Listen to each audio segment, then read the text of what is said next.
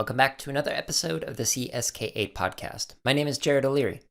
In this week's episode, I am interviewing Bryan Brown. In our discussion, we primarily focus on the importance of language in education. So in particular, we discuss the roles of language in teaching and learning, as well as some concepts such as discursive identity and situated language in learning, which are some things that I have kind of mentioned in some of the other podcasts. We also discuss the importance of representation in education and some of the research that Bryan has done in that area, as well as some of his research on the role of language on stress, and how smartphones and virtual communication platforms such as Zoom could actually change learning, and has already changed learning, as well as many other topics related to education and learning. As always, you can find a link to the show notes in the description of the app that you're listening to this on, or by simply going to jaredoleary.com, where there is nothing for sale, no advertisements, just hundreds of free resources, probably even thousands. With all that being said, we will now start the interview with Bryan introducing himself.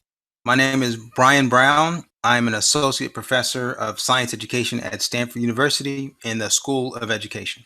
So if you'd write a book about your life, what would the chapter titles be? If I had to write a book about myself, the chapter titles, I'm not sure about all of them, but extraordinarily ordinary would be one of the captions or big ideas, because in a lot of ways, the things that I do professionally are about representing and understanding the things that ordinary people experience, and in some ways, how to succeed as an ordinary person in extraordinary context. So what's something that you first believed when you first began working in education that you no longer believe?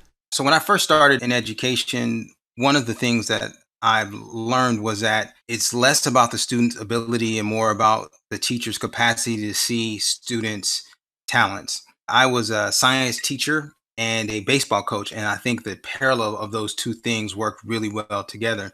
You can either believe that your team is as talented as the players that you have in front of you, or that they will become as talented as you can motivate them to be, how they'll become as skilled as you can magnify their talents. I think the same thing about teaching and learning is we have to really understand our students and bring the best out of them, which a lot of times really causes us to break our paradigms and commitments to the things that we think education should be.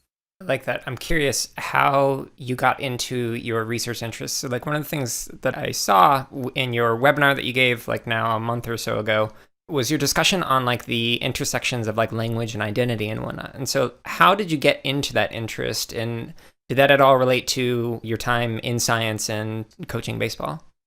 Part of what motivated my interest to really focus on language had to do with understanding culture. I grew up in Oakland, California at a time when the team culture was to play with language. And you could know a person where they're from by the way that they greeted each other, by the words that they used. And I was heightened as I moved across the world and saw how young people use language to communicate who they are. Then as a science teacher, I'm teaching classes, and one of my favorite examples is to think about chromosomes and chromatids, and chromatin is literally the same name to describe the same thing at different stages. And so the density of words, it really causes you to have a sense of frustration. But I knew something different about language from my personal experience, and just that the way we use language is as a way to mark who we are as people.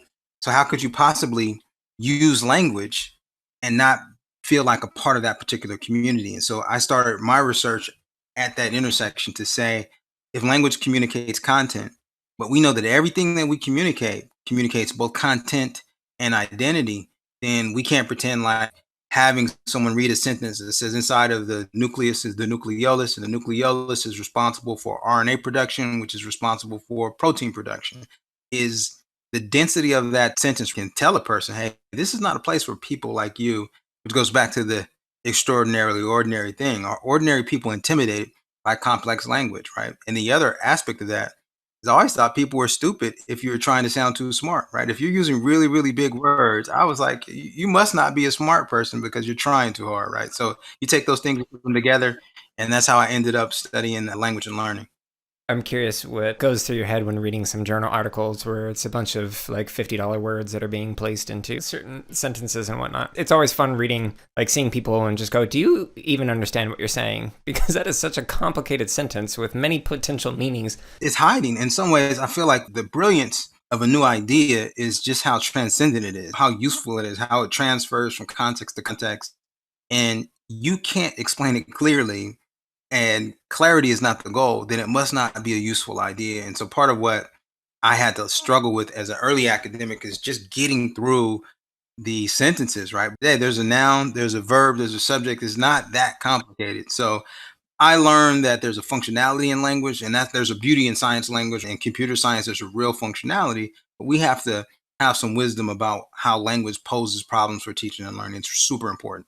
So I'm wondering if we could unpack like one of the words or phrases. So discursive identity. So if you were to give like an elevator speech about what it is and why it's important for educators to understand, how would you describe discursive identity? So discursive identity is essentially the idea that we have an identity that we communicate through the words we use, to the pace of our conversation, to the tone and intonation. So if I'm angry, I'm going to speak to you in a mode that lets you know I'm angry. It has purpose, it has intention. And so if that is the case, then the question is, how does the way that we use language mark us as a particular type of person? And then you do the inverse. How do we interpret who we believe a person is by how they communicate? So if a person is a really big person, like 6'8", and you have an imagined image of what they should sound like. So if this person is male and 6'8", and they speak with a high pitched voice, it is almost shocking. It's discomforting in some ways because the image doesn't match. So the reality that we live in is we make snap judgments about people immediately based on the way that they communicate. So when I grew up in an urban context, and the people in my community, we used to end with though a lot and start with though. We would say, hey, what time are we going to the store though? Right. And it was a marker of just neighborhood and culture. Right. And so you might assume I didn't know how to speak. The point is, it just reflected my neighborhood, my context, the people who I was around, and it was appropriate. So the big barrier is that we have an imagined discursive identity or language identity that we put on kids that doesn't really match. So here's some interesting studies. For example, there was a study about physicians, that people in the South did not want their physicians to have thick Southern accents. And I could not get my head around it. Like, why would you not want a person who lives in the South to speak with a Southern accent? And it was about stereotypes around brilliance and Southern accents. And so the question is, why wouldn't a person who had a thick Southern accent be brilliant, right? It is the assumptions about what we think brilliant sounds like. So if that's the case, then is the opposite true? Is a thick Northern accent brilliance? So does a Boston accent cue brilliance? Of course not. We have to really start to question the mode of communication reflects our perception of people. And that's super important for science classrooms or teaching in general, because when you go to a classroom, you don't know the idea, and the teacher's asking you to communicate what you think. So their perception of who you are and how you communicate, I think, serves as a burden. And we've been studying that for quite some time. So that's the long version of discursive identity and how it matters. I like it. One of the things that I like about discourse and discourse analysis in particular is there are many types of discourse that you can look at. So like one of my professors, James Paul G., he talked about small d versus big D discourse, and how like the small d discourse was like the things that you say, the things that you're directly communicating through like speech or text and whatnot. But then the big D discourse is like other things. So like right now, I'm wearing a t-shirt that's for a drum corps that I happen to like. I'm also wearing a necklace that's a kanji symbol. So like all these things are representing different identities and communicating different things. And even within discourse analysis, like there's different approaches. Like there's discursive psychology, there's media discourse analysis. There's like all these ways of looking at like body language and like clothing and things that all communicate different stuff. So even just starting and ending sentences with the word though, like that's like one thing of doing it. But then if you also are wearing certain types of attire, that will match starting and ending with though. And if you wear different types of attire, that's going to be like, whoa, wait, that doesn't really work. They're incongruent with each other. It's fascinating to look at all the different ways that people are communicating identities through language and through just other things outside of language. See, now you're speaking my language. Jim G is the guru of this. Yeah. Everything I learned came from Jim G's work, brilliance on top of brilliance. So one of the things we talked about in our classes is that if that's the case, if everyone speaks in ways that are reflective of American culture, why do we have accents? Why would we in California speak different than people from New York or people from Texas or Alabama? And John Ball has this work. He's a retired professor from Stanford, and his work talks about variation and the power of it. So, for example, I can say hello. I can say hello. I can say hello. Same words, different message. And I can send you multiple variations of the same message, but I always have the power to determine how I want to say it, and what's the message that I want to send. So people speak with regional accents because I love sounding like my grandparents and my uncles and my cousins and friends. Is being from Oakland, I'm an Oakland, California native. If a person says it's hella hot outside, I'm comforted. I know you are my kind of human being. Intentionally chose to say hella because it's a marker of community, culture, and context, right? And so if we understand that this is how language works and the linguists know this for sure, then why do we just walk into classrooms and play these ridiculous language games with kids, right? We walk into the classroom, they're not supposed to know the one thing that we're learning. Let's say it's chemistry. Walk to a chemistry class, and the teacher asks you a bunch of questions about chemistry. And the one thing you don't know is chemistry because that's why you're in the chemistry class. And then the teacher uses lots of chemistry words to teach you about chemistry as if the words are just inherently understood. And so I think part of what is really perplexing about how language works in classrooms is that we just accept it as a norm without creating intentional norms. Like, why do you have to raise your hand to participate in a conversation in a classroom? It would be absolutely ridiculous to do that at a coffee shop with a group of us sitting around talking. No one raises their hand. So, do you need to raise your hand in order to have a healthy conversation? And if you didn't, what would be the benefit of a freelance conversation where everyone has equal power in contributing?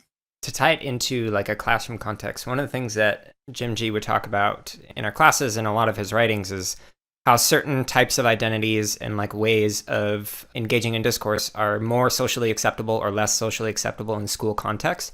And so one of the examples that he gave is if somebody says he be tired as opposed to he is tired. So those mean two very different things. And depending on your knowledge of that, one is, quote, more correct or less correct than another.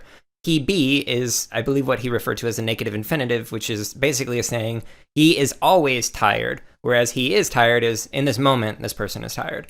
And like in English, not a lot of people know about negative infinitives, and so they assume when you say he be, then that is, quote, incorrect language. But then if you look at other languages like Spanish, there's el es cansado or el está cansado. So like those are the two equivalents of like the naked infinitive and the just the regular uses of it. So when people come into like computer science class or into a science class and they're using these like ways of communicating and whatnot, if you're not fitting in within that specific discourse, it's assumed that it's wrong, but it's just like it's correct in a different context, in a different setting, and it's just another way of communicating. But a lot of teachers will kind of get into this like mindset where they feel like they need to correct things, and they just don't understand that it's just another way of communicating. And what if I don't care? Right. What if saying it that way makes me feel comfortable? If I'm writing and I'm writing that way, then I understand it's a formal engagement. So maybe I need to say it that way because it's a formal writing activity. But unless you explicitly stated that this communication was intended to sound like academic speech, then what are the rules that should say that I should speak in any particular way, particularly ones that reflect cultural and personal heritage? And so a lot of times kids just reject normal so-called academic language because why? I don't want to sound like that. Professor, teacher, I don't want to sound like you. The real question is, how does learning work? And then how do we use classroom conversations to promote learning? And I think that's where this is most important. I feel like my early research just dealt with language identity relationships, how we communicate who we are, how the message and the content are paired together, and how it shapes opportunities to classrooms. Where it really matters is when it gets in the way of teaching and learning. And if teachers have no awareness of their own bias, Yep. then they're in no position to really promote excellence in learning because they're perceiving kids as being incapable when all they're doing is being resistant. And those are hugely different things. Totally agree. So speaking of learning, I'm wondering if you could also talk a little bit about what is situated language and learning. I want to start with a macro level idea. I'm actually working on a revision to a manuscript, and they were like, situated learning, what does that mean? And it needs to fit this broader idea of social constructivist learning, right? So the idea is that no one learns in a vacuum. We learn together, and we're pairing our ideas with the ideas of the academic space. And as a group, as we talk about it together, as we come to make meaning together, is where we'll get clarity. Now, I learn what I absolutely need to learn. And the things I know most are the things I talk most about. So you want to talk to kids about cell phone functionality, around software devices, about TikTok, and you'll get a dissertation in great detail and depth because they know those things. That is what they talk about. So the argument is, in the same way we say, carpenters become phenomenal at measurement by building chairs and doors. It is the process of building the door that teaches measurement. Why wouldn't we teach in a way that requires students to master a content in the process of doing things? So let's take computer science for an example. The question is, what would we have a student do that will require them to master some components of learning the C language, right? And what would they do often and do very well? Because the things you do most often are the things you do most well that would produce and maximize these opportunities for learning. And so that's where the language comes into play. First is that we need to create opportunities for students to do something that requires them to learn the language. Second, they need to use the language often and be able to use it wrong, because the best way to master a language is to use it incorrectly and be corrected, because using it over and over creates mastery. And then third, if they're doing it in a way where the product is something that they use or see on a daily basis, then that's where they'll really become masters, because they'll do it over and over again. So I imagine a classroom where we have kids building websites, and let's say the website is designed to do school announcements, but your job is to do it every day. School announcements on a website, you're going to build this website. And if they have to do it for each day of the school year, they will become phenomenal at building the pages, right? The necessity of the language comes to the task. So as educators, we need to think, what are the situations that we can use to really maximize students' language use? And I have good news. Kids are great at learning language. There's almost no way you can mess it up if you do it often and do it well. The challenge is you have to stop talking as a teacher and enable them to do all the talking. Yeah, I like it. And this is where, like, the people who are exploring project-based learning, the importance of situating it within a real-world context or problem, that's why this is so important, because then kids have that need to know and that buy-in to it and can apply it in their everyday. Well, here's the hard part, though. Here's the warning. The most difficult aspect is I need to figure out what motivates my kids. What are the things that they're doing regularly? Because that's where the teaching and learning happens. And so the problem is, as educators, we learn who's in the room first. And it starts with figuring out who these kids are. And then that'll give us an opportunity to teach things. Yeah, it reminds me, there was one teacher who was talking about this kid who was really shy and was like, oh yeah, he never really speaks. And it's like, well, have you asked him about Pokemon? He'll talk to you about it like the entire lunch break, just talking about the different strategies used in playing, et cetera, et cetera. What about any surprises that you've had in your research, specifically like around the intersections of like race, language, and culture in relation to learning? I will say we, in the past few years, we did work on identity matching. So we did a series of studies with digital books where you can basically iPad or any tablet where you can touch the text, you can double tap it, a video pops up, or you can manipulate the maps within the text. And one of the emergent factors we study, well, what would happen if you provided students with options? In the same way that they start a video game, they can decide who's their avatar. When we start the unit, give them images and videos to drop into place. Which of these images do you like? And these are the same images. So it's just an image of someone explaining the water cycle, but we toggled it by race and gender. So they can pick people from different races and different genders. We did that. And one of the things that was most striking was the gender effect. We really found that women are not only largely represented in the text or curriculum spaces, but they had a greater affinity to want to see themselves teach themselves in this context. And so it was a striking kind of response about who's teaching and how what we're teaching has the secondary effect. In our lab group, we like to think of the reverse psychology of what's happening. So, for example, if you see an image and the image says women don't do well in computer science, well, the stereotype threat research would tell us that if you give a person a task, it's simply saying you don't belong is a psychological distractor. The analogy I use often is it's like trying to parallel park a car with the music really, really loud. Like, you can do it. You can succeed through the battle, but you have to turn the music down to be able to really focus. And it's an additional distractor. So in our lab, the thought is, if that is the case, then the alternative then must be true. So if I'm always telling you, hey, people like you succeed in this context, I don't even tell you explicitly, but the images that you see are of people like you doing the very thing that the world is telling you cannot do, then I've turned the music down for you already. It's much easier for you to focus on the academic components when you know the belonging component is already there. And so that was not an anticipated finding of our initial work into kind of the role of digital technology in teaching and learning. But it was also very profound to say that the affirmation, both explicit and subtle, that we can embed in our learning technologies really means something for different populations, and it doesn't hit everybody the same way. And for our female students, it was really a striking response. Yeah, that's interesting. So I work at a nonprofit that works nationwide, and we specifically focus on elementary teachers and students. And one of the things related to that that I really like is that because we're training teachers, and around 80% of elementary teachers are female, we're teaching them how to do computer science, and then they become the role models in the classroom that says, look, I can do this, you can do this thing.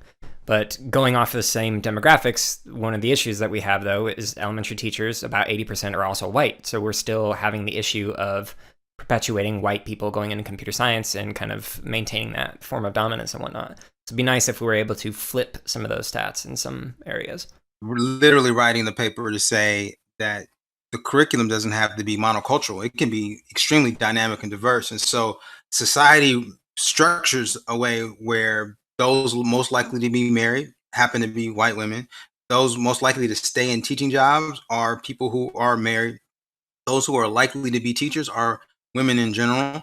So for people of color to get into elementary education, there's all these huge infrastructure, societal issues that we'd have to change. Yep. You could change the curriculum today. So as a white woman and you roll out curriculum, it can look like anything. It can represent every culture. So part of, I think, what would really benefit people seeing themselves as being a part of, let's say, computer science communities is just having the curriculum represent the diversity that we want to see, and not in a token way, meaning because a lot of curriculum developers do this. They just put an image and it's like got people from every race and culture there. Yeah. That is not cultural diversity. I'm saying teaching about things that the students who are in the classroom might see on an everyday basis, teaching in context, building models that really enable them to see how people like themselves can succeed. And so one of the things that really is understudied is how a diverse curriculum can help bridge this gap. So one of the other research interests that I noticed of yours is you were looking at the relationships between language and stress. And with the amount of stress that like a lot of people are going on right now because of like the chaos in the world with like COVID and whatnot, I'm curious, what did you find in those relationships between language and stress? What have you learned from that research? So part of what we were doing is following up on a sequence of studies about language and learning. And so the first tier of studies was just to suggest that if you taught with really, really complicated language, people don't learn well. And that was pretty straightforward. So then the second question, does it do something to the people effectively? Does it stress the students out? And so in trying to design a study, IRB is not excited, Institutional Research Board, who gives us approval for research, they're not excited about doing anything that might potentially stress out a child. So it's not easy research to do. So of the mechanisms we have possible, one of the things you can do is to give the child some kind of intervention. In our case, all we were doing is teaching two ways, really, really complicated language and simple language to see how it affected the kids. So I could either do a cortisol test, which is to get a little bit of saliva and test the stress measures. Stress releases that particular cortisol enzyme, but it's expensive, and you try getting that study approved for a public school, it's just not going to work.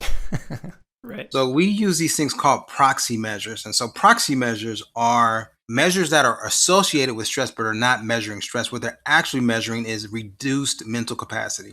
So here's one. It's called the Stroop test, and you've probably seen this before. So the Stroop test is there's a word, and the word will be the word red. So there's two versions of it. It's either written in red, and that's called congruent, where the color matches the word. So red is written in red, and so if you see that, you push the R button. The second is an incongruent, and that's when the letters don't match the color. So the word red might be written in blue.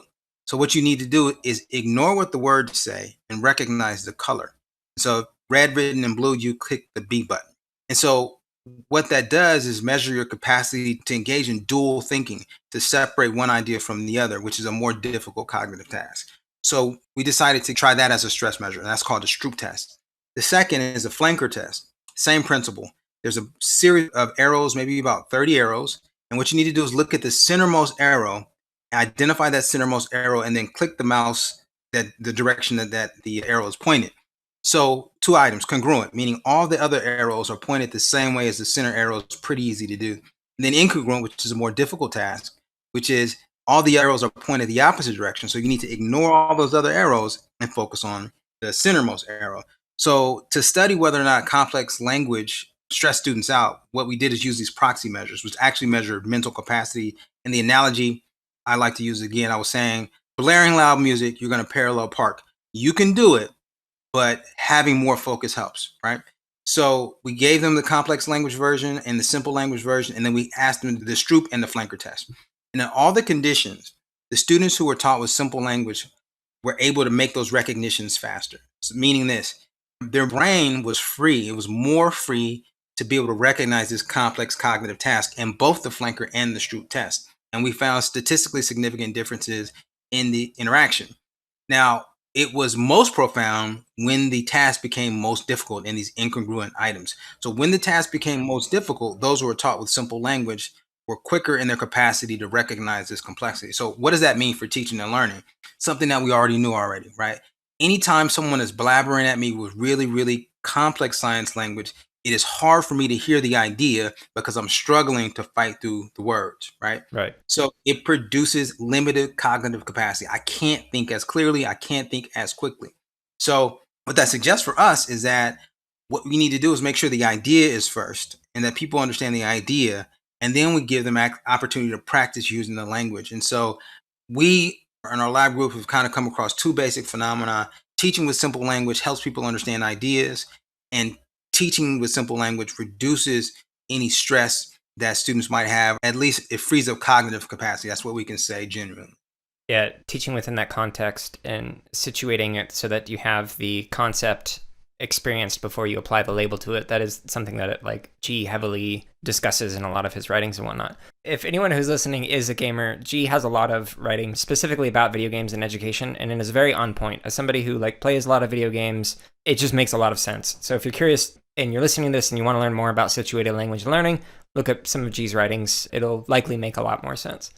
And I'm serious when I say a lot of my early work is reading G's work and extending it to the context of science teaching in urban classrooms. I learned a lot from all of his research and have tried to leverage it to extend it. And so his work on gaming is absolutely brilliant around everything from representation, how situating the need to learn a task before you can move on. There's a lot of brilliance in what video game companies are doing.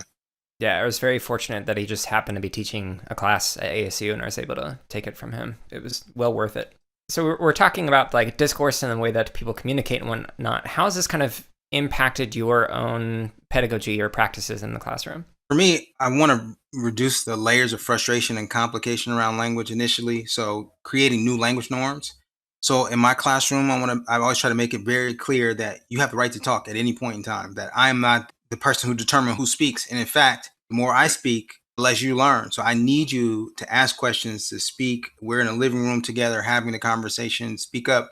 I value your wrong answers because they will bring you to a right answer and they'll help me understand where I need to be. And so part of the thing that we focus on is really shifting the norms around language practices so that we're explicit about classroom norms. The second is to teach with what we call in disaggregate fashion, which is we teach the idea first, making sure that there's clarity around the idea, and then teach the language, but then allow students to practice using those words. And even in graduate courses, I may come across a learning theory or something that we're learning about, make sure that they're clear about it, and then we spend 30 minutes analyzing the video. How does this idea explain this concept? And what they're not clear about as students is all I'm really trying to do is give them multiple opportunities within a classroom to apply this new term, this new idea in the explanation and analysis of some phenomena. So you get some skill at actually using the idea and the language associated.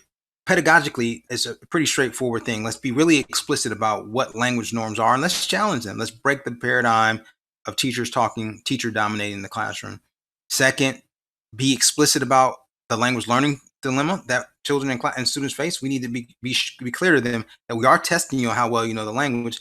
And then we've got to disaggregate, start with simple language, and give students lots and lots of opportunities to use the academic language in class context. Do you have a process by which you go from simple to more complex, or do you maintain speaking about complex issues in simple language? I'm a firm believer in teacher professionalism, and teachers are professionals. And so part of what we need to do is just give them the tool and allow them to design that as they see fit. And so I'm sure for some subject matters, it works better to do it in particular order. Even some academic disciplines where the simpler language is hard to come by, right? Because everything is new.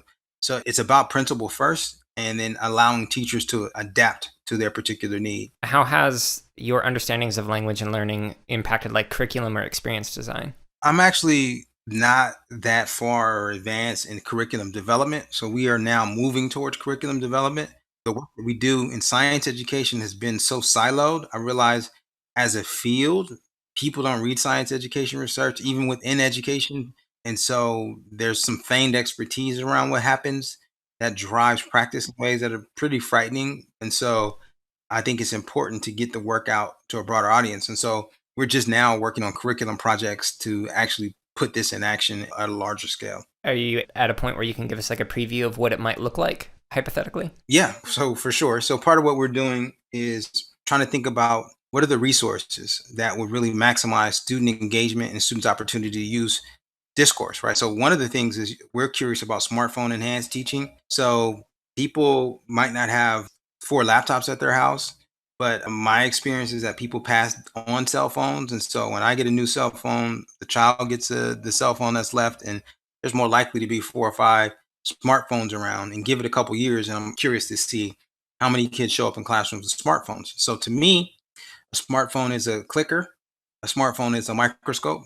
It is a simulation device. It is a short answer device as well. So part of what we're doing is using what we learned about disaggregated instruction and what we learned about identity matching. And so I can do lessons where online, in person, or at a distance, I can ask the kids in a lesson, does marinating food actually work? Give me your answer and tell me why. And so instead of one answer, now I've got 35 answers.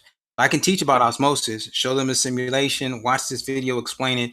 All right, now that we watch this video, how does the holes in the sides of the meat play a role, right? And then later we can call it a semi-permeable membrane, but now I can have 35 people answering at the same time. And if explanation produces understanding, then what we're doing is embedding opportunities to communicate. What if we then do what I'm asking people to do is towards the end of the lesson, I'm asking them to use their science words. So if we learned about marinating, we can say, all right, now what if we go to the grocery store? Why do they spray the vegetables at the grocery store if the plants are already dead? Tell me the goal. And in your explanation, use the words like hypotonic solution, hypertonic solution, semi-permeable membrane, random kinetic motion. And if they are using these words and explaining it in context, then I'm arguing they'll learn better and they'll retain that information in a more meaningful way. And so we're using smartphones as learning devices and as a teaching bridge to actually help teachers engage in rich discourse practices. And that's not to replace conversation, but what we can do real time is have many, many people contribute in ways that we couldn't do before. So that's where we're headed as a lab group, is to try to find some interactive online curriculum that really is rooted in culturally relevant instruction and is really focused on disaggregate language focused instruction as well. I think that's a really good point because, like, on one hand, you could do like think, pair, share, but even if you're in pairs, one person is still talking while the other person is listening. So not everybody's able to respond in the same way. And it's not a replacement. So I can say, everyone submit your answer. Now I have answers on the board, all of them, meaning that they've been submitted on the phone. And so I have them on the screen so I can show them, make them anonymous, share your answer with your partner.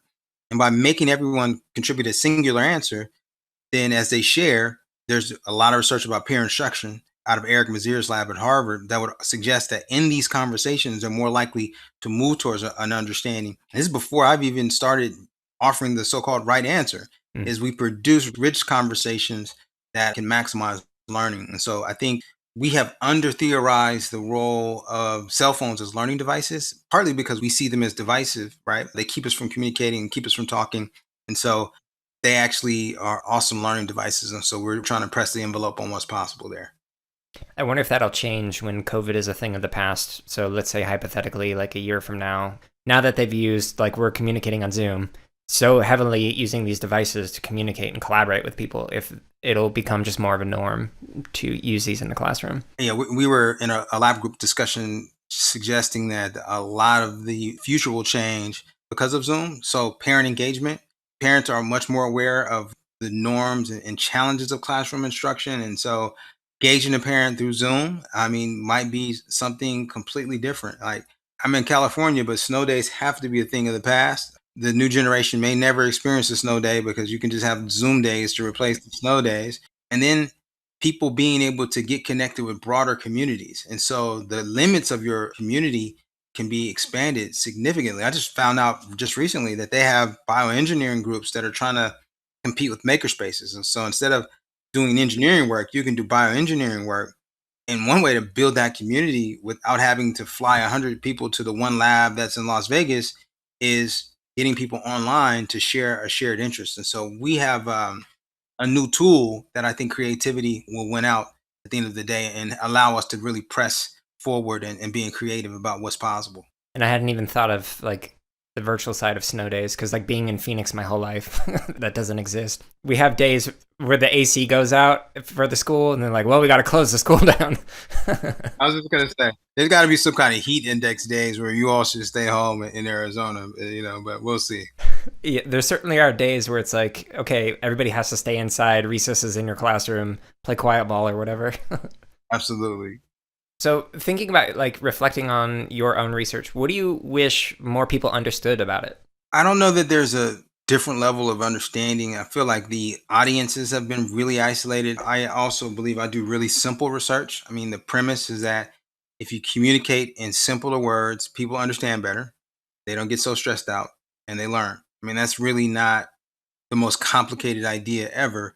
I feel like I have not focused on communicating to teaching communities. And so the work that we're doing has really practical implications. It is intended for teachers, but we've been immersed in the world of science education researchers. If I could shift anything, it would be to have a greater focus on engaging directly with teachers and teacher communities. So I imagine with your role previously as like a baseball coach, you've read, or at least read people who've talked about like Kay Anders Ericsson's discussions on like deliberate practice and like how to develop like skills and expertise in like sports and whatnot.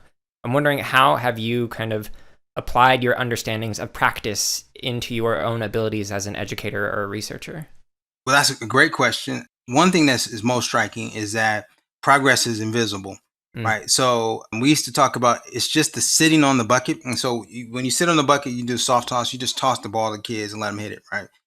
Sometimes you just need to sit there and toss 300 balls. You won't see the young person getting better because you can't.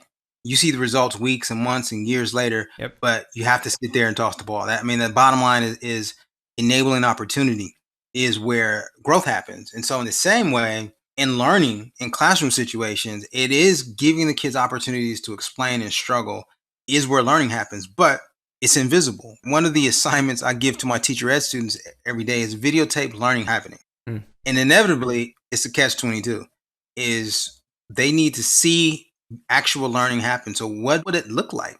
And they struggle with it every year. And I do it on purpose to get at the heart of how would I know when a person is learning?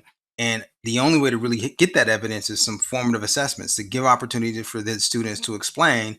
And it's got to be iterative so you can see them shifting in these explanations. And so the parallels are pretty rich in that context is we need to be more student centered, give the students more opportunities and reduce their anxiety because a kid who can't struggle in practice and get it wrong is a kid who's not going to grow. Right. And so similarly, a person who is uncomfortable offering an incorrect answer is going to have a hard time growing. We have to be comfortable in our discomfort. Yeah, my ringtone for my cell phone is a recording of the 5th grade band I used to teach playing Hot Cross Buns the first time through.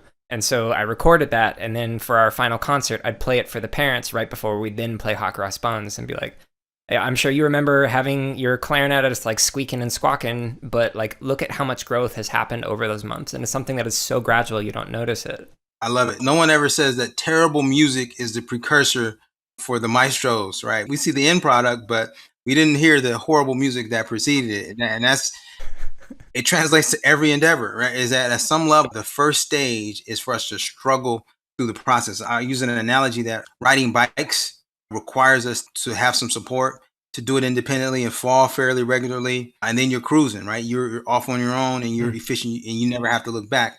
And those who are successful are the people who can navigate that in-between process, who can go through stage 1 and 2 to get to that final stage. But as a teacher, I have to grow comfortable that all my kids are in those first few stages, right? And I need to be so encouraging that I can get them there because showing up is really the only requirement. Yeah, I wonder if that'll be one of the biggest things that parents in particular will understand, just how patient teachers have to be and are with the kids that they work with. Absolutely. There's no way the respect for teaching won't change. Well, I would argue too, and I've been thinking about this recently.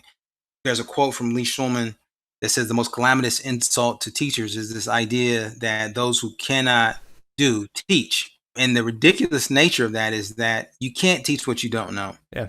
And you can't teach it well if you don't know it intimately and if you don't know how to teach it in the context of the kids' lives. And so part of what people are learning now is that our feigned expertise, what we thought teaching was, is absolutely not what we thought it was. And as people are at home struggling to figure out why their children are having a hard time, it shows just how valuable teaching is and how difficult teaching is. And I hope there's a heightened awareness that is met with policy and support for teachers as we move forward, because we're never going to get this time back. And this year of trying to adjust to distance learning is going to produce some positive things, but I think it's going to require us to really be much better as educators broadly. Yeah, and to be able to communicate outside of just the field and with other teachers, but to be able to communicate those struggles and whatnot with parents so that way they can better understand it. I was at a conference, it was a panel session, and one of the people on the panel was like a hedge fund manager or something. It was very random, but it was a panel for educators. And at one point, this person said something along the lines like, I don't want people to come out of school to become science teachers. I want them to become actual scientists. And like people like raise their hand and like question that, like, excuse me? So it was really interesting seeing the response. And that person definitely backed down after that. They realized they made a mistake. Where do the scientists come from? It is amazing that we forget the resource that produced the excellence.